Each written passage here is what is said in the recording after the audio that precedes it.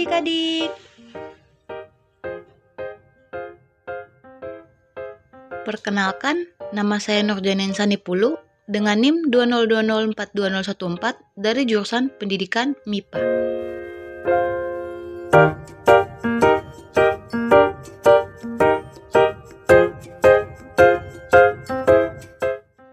Hari ini kita akan belajar mengenai penjumlahan dan pengurangan bentuk aljabar.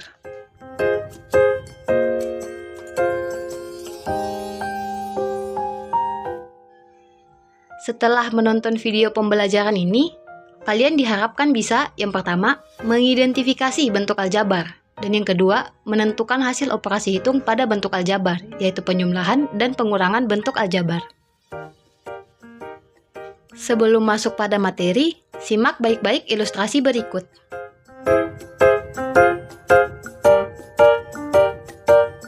Perhatikan gambar yang terdapat pada papan. Jika terdapat pertanyaan, yaitu berapa jumlah kelereng yang ada, maka jawabannya yaitu 3.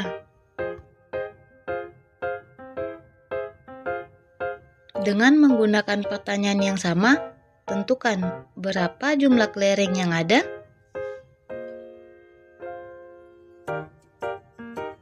Jawabannya yaitu 1.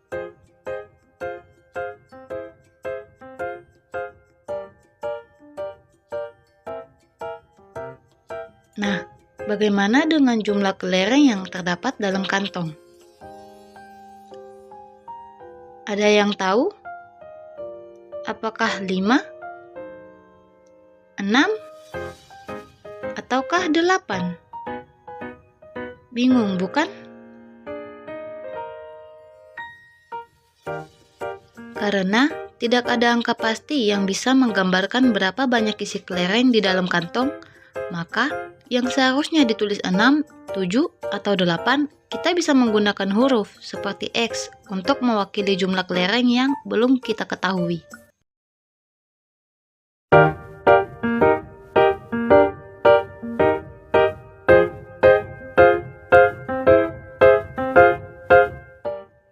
Kalian bisa memecahkan persoalan tersebut dengan cara memisalkan banyak kelereng dalam kantong dengan suatu simbol. Lalu, kalian bisa membuat bentuk matematisnya untuk memecahkan permasalahan tersebut.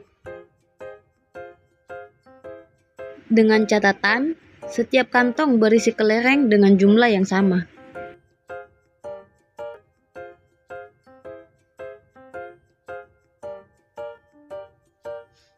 Bentuk tersebut selanjutnya disebut dengan bentuk aljabar, dan operasi yang digunakan untuk memecahkan disebut operasi aljabar.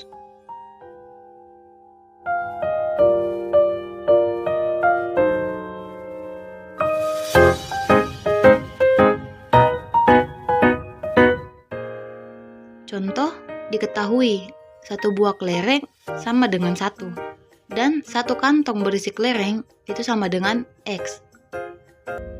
Dengan catatan, setiap kantong memiliki jumlah kelereng yang sama.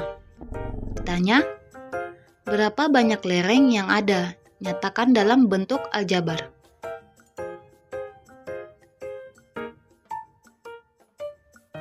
Jika satu kantong sama dengan X, maka 2 kantong sama dengan titik-titik X. Jadi X ditambah X. Ada berapakah X-nya? Ada 2X.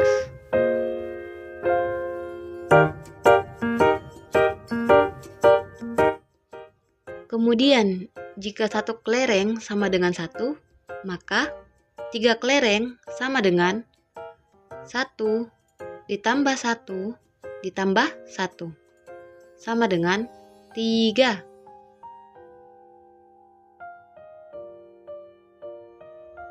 Jadi, bentuk aljabar dari 2 kantong kelereng dan 3 kelereng yang sudah diketahui sama dengan 2X ditambah 3. Di mana X sendiri itu menunjukkan kantong kelereng.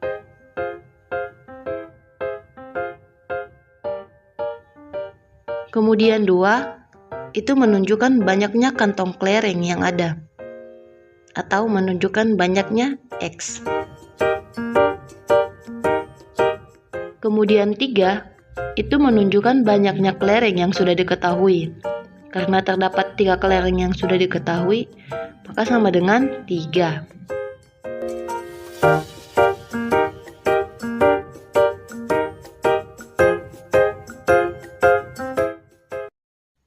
Mari mencoba dengan keterangan satu bola basket sama dengan 1, dan X menunjukkan jumlah kotak bola, sedangkan Y menunjukkan jumlah tabung bola, di mana setiap kotak dan tabung berisi bola dengan jumlah yang sama.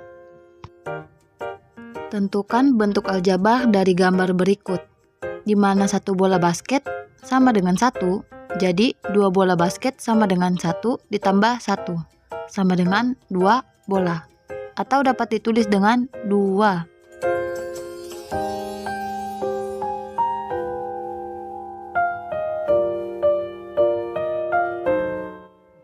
Kemudian lanjut, tentukan bentuk aljabar dari gambar berikut, di mana terdapat 3 kotak bola.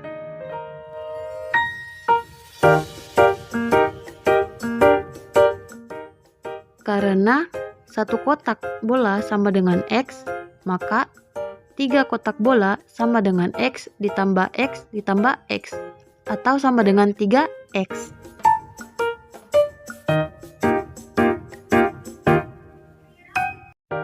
Di mana X itu mewakili kotak bola yang belum diketahui.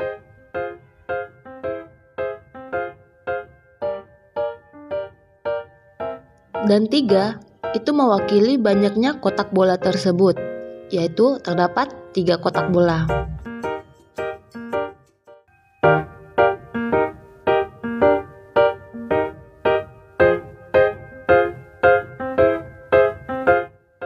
Selanjutnya, bagaimana menentukan bentuk aljabar dari gambar berikut? Karena satu tabung bola sama dengan Y, jadi 2 tabung bola sama dengan Y ditambah Y, atau sama dengan 2Y. Di mana Y itu mewakili tabung bola yang belum diketahui isinya.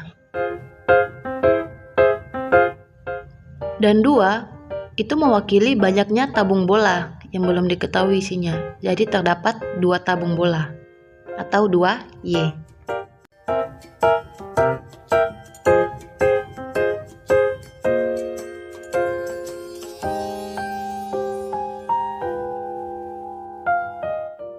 Selanjutnya, bagaimana bentuk aljabar dari gabungan ketiga gambar berikut?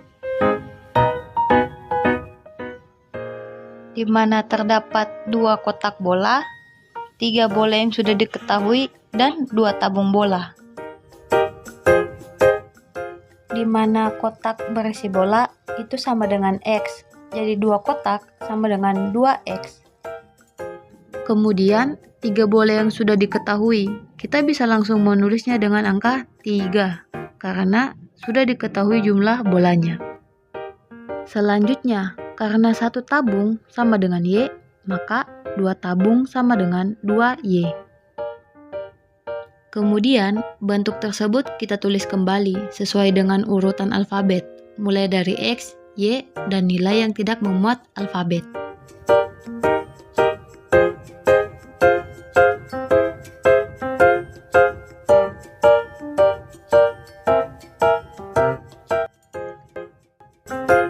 Jadi, aljabar adalah cabang matematika yang mempelajari operasi menggunakan huruf atau simbol untuk menggantikan angka yang tidak kita ketahui, misalnya X. X sendiri disebut dengan variabel yang merupakan simbol atau huruf yang mewakili bilangan yang nilainya belum diketahui. Kemudian 2 yang berada pada depan variabel itu disebut koefisien. Koefisien sendiri selalu melekat dengan variabel dan menunjukkan banyaknya variabel. Lalu 3 disebut dengan konstanta, yaitu merupakan nilai tetap yang sudah diketahui dan tidak akan berubah hasilnya.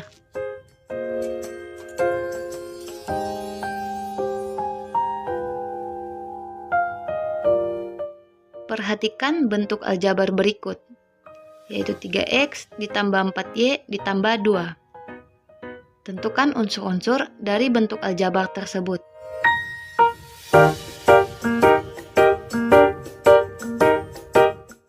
Yang mana variabel sendiri merupakan simbol atau huruf untuk menggantikan nilai yang belum kita ketahui, yaitu variabel x dan variabel y. Ya. Kemudian, koefisien sendiri merupakan nilai yang menunjukkan banyaknya variabel atau yang biasa melekat dengan variabel. Bisa dilihat, terdapat dua nilai yang melekat pada variabel, yaitu 3 yang melekat pada x dan 4 yang melekat pada y. Jadi koefisien dari x yaitu 3 dan koefisien dari y yaitu 4. Kemudian konstanta yaitu nilai yang berdiri sendiri tanpa adanya variabel. Jadi konstantanya sendiri yaitu 2.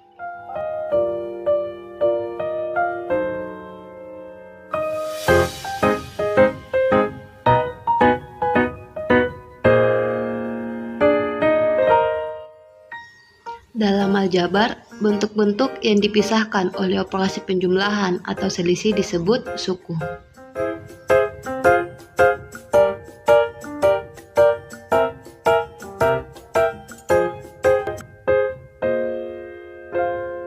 Perhatikan contoh berikut. Tentukan berapa banyak suku dari bentuk aljabar berikut, di mana suku merupakan bentuk aljabar yang dipisahkan oleh operasi penjumlahan atau pengurangan.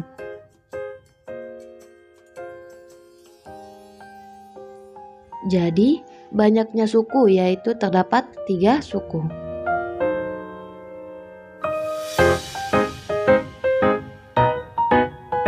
Bagaimana dengan bentuk aljabar berikut? Tentukan berapa banyak suku dari bentuk aljabarnya. Terdapat 3 tanda operasi, yang dimana memisahkan 4 bentuk aljabar.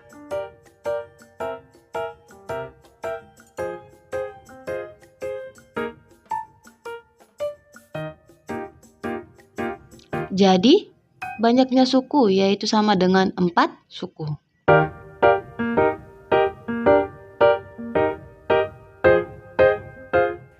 Perhatikan susunan gambar berikut. Mari kita pasangkan setiap susunan gambar pertama dan susunan gambar kedua sesuai dengan bentuk dan warnanya. Apakah ini pas? Tidak. Lalu, apakah ini pas?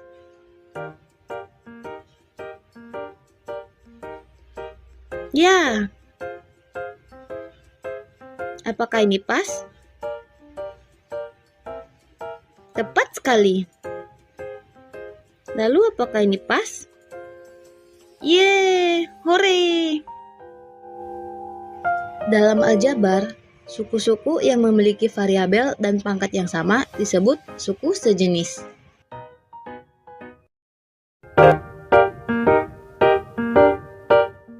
Perhatikan susunan variabel berikut. Bagaimana jika terdapat koefisien pada setiap variabel tersebut?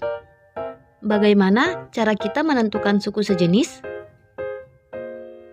Ingat, dalam aljabar, suku sejenis adalah suku yang memiliki variabel dan pangkat yang sama. Jadi, kita hanya perlu memperhatikan variabel dan pangkat dari variabel tersebut untuk bisa menentukan apakah sejenis atau bukan.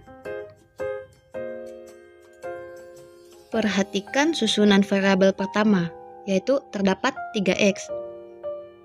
Jadi, untuk susunan variabel kedua, kita hanya perlu memperhatikan variabel dan pangkat dari susunan variabel pertama untuk bisa menentukan mana suku yang sejenis.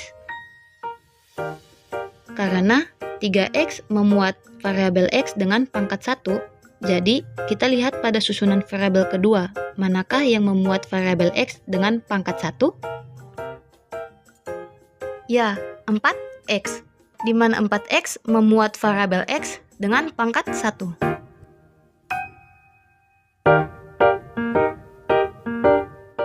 Kemudian yang berikut, pada susunan variabel kedua terdapat 5Y, di mana memuat variabel Y dengan pangkat 1. Jadi, kita hanya perlu memasangkan dengan suku sejenis, yaitu pada variabel dan pangkat yang sama. Iya, 7Y, di mana 7 memuat variabel Y dengan pangkat 1. Kemudian yang berikut terdapat 2X kuadrat, di mana 2 memuat variabel X dengan pangkatnya yaitu 2. Jadi, untuk susunan variabel yang kedua, kita hanya perlu memperhatikan variabel yang sama, yaitu X dengan pangkatnya yaitu 2. Ya, tepat sekali.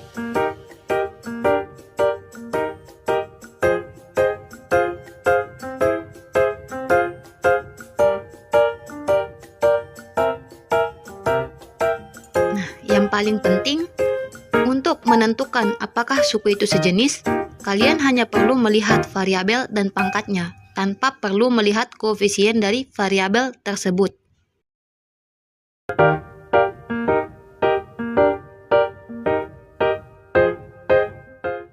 Penjumlahan dan pengurangan operasi bentuk aljabar tidak dilakukan seperti operasi bilangan biasa, tetapi hanya dapat dilakukan pada suku sejenis.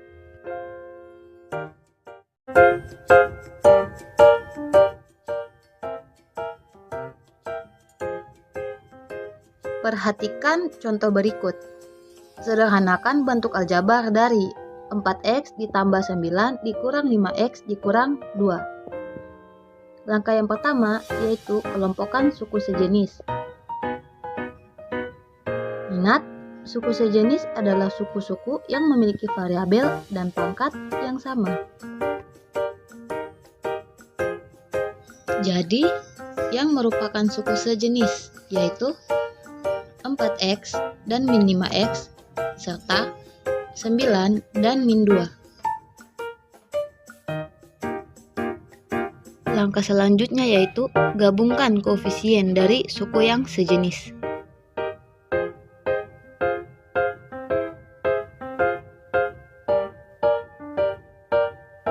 Kemudian, hitung semua nilai yang sudah dikelompokkan tersebut. Selanjutnya, min 1X hanya ditulis dengan min X. Lanjut, apakah min X masih bisa dijumlahkan dengan 7? Jawabannya tidak. Karena min X sendiri memuat variabel X, sementara 7 hanya merupakan konstanta yang tidak memuat variabel. Kemudian contoh yang kedua yaitu sederhanakan bentuk aljabar dari 2X ditambah 3Y ditambah 4X dikurang 5Y. Langkah yang pertama yaitu kelompokkan suku-suku sejenis, di mana yang sejenis yaitu 2X ditambah 4X dan juga 3Y dikurangi dengan 5Y. Kemudian gabung setiap koefisien dari suku-suku yang sejenis.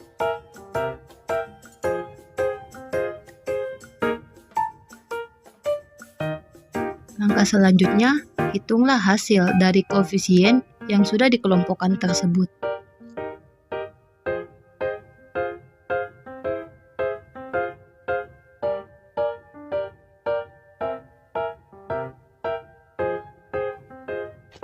Kemudian diperolehlah hasil 6X dikurangi dengan 2. Apakah 6X masih bisa dijumlahkan dengan min 2Y?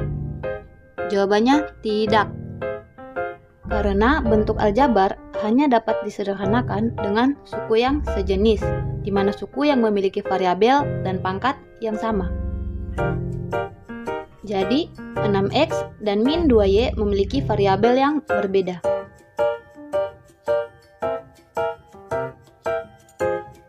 Kemudian contoh yang ketiga, sebuah segitiga memiliki ukuran panjang sisi terpendek, yaitu 2X kurang 5 cm. Dan panjang sisi terpanjangnya yaitu 3X tambah 6 cm dan panjang sisi sisanya yaitu X ditambah 3 cm. Maka tentukan keliling segitiga tersebut.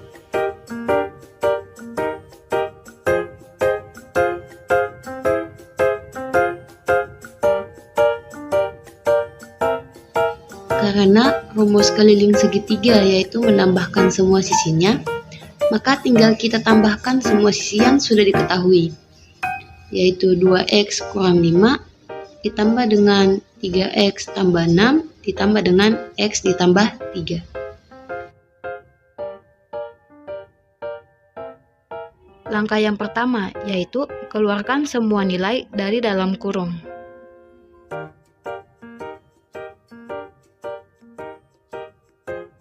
Kemudian kelompokkan suku-suku yang sejenis, jadi x dengan x dan konstanta dengan konstanta. Langkah selanjutnya yaitu gabungkan setiap koefisien dari variabel yang sejenis. Kemudian hitung setiap nilai yang sudah dikelompokkan tersebut. Untuk koefisien, hasilnya lalu dikalikan dengan variabel. Diperoleh hasil akhir yaitu 7x ditambah 4.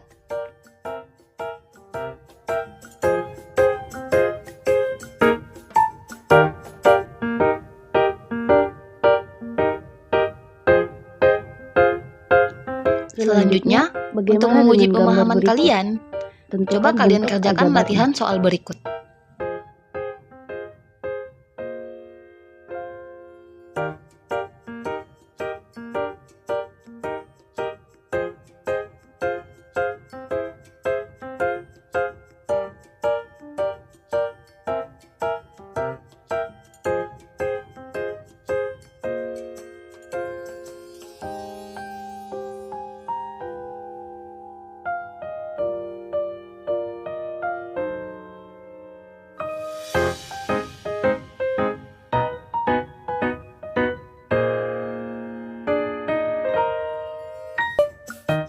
Kesimpulan dari pembelajaran hari ini yaitu kita bisa mengetahui apa itu aljabar dan bagaimana cara mengoperasikannya.